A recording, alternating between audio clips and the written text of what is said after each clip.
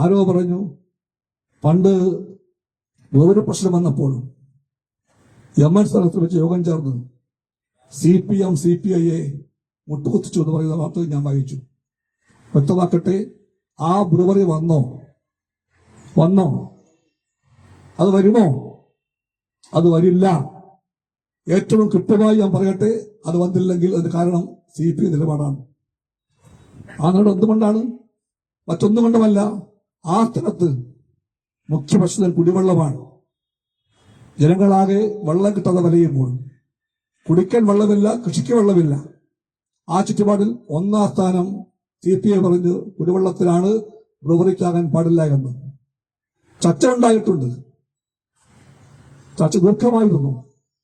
അതെല്ലാം കഴിഞ്ഞ് LDF തീരുമാനിച്ചത് കുടിവെള്ളത്തെയും കൃഷിയെയും ബാധിക്കാതെ പദ്ധതിയുമായിട്ട് മുമ്പോട്ട് പോകാവൂ എന്നാണ്. ഇതാണ്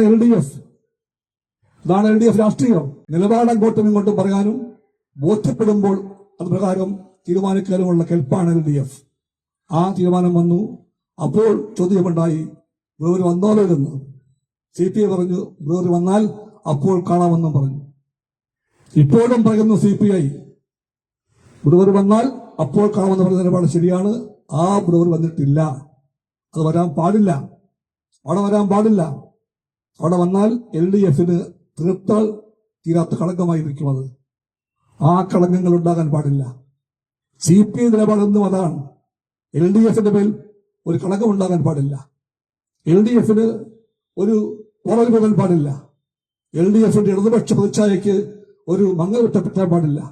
LDFന്റെ ഇടതുപക്ഷ മൂല്യങ്ങൾക്ക് പരാജയം സംഭവിക്കാൻ പാടില്ല. ആ രാഷ്ട്രീയം CPIക്ക് അറിയാം.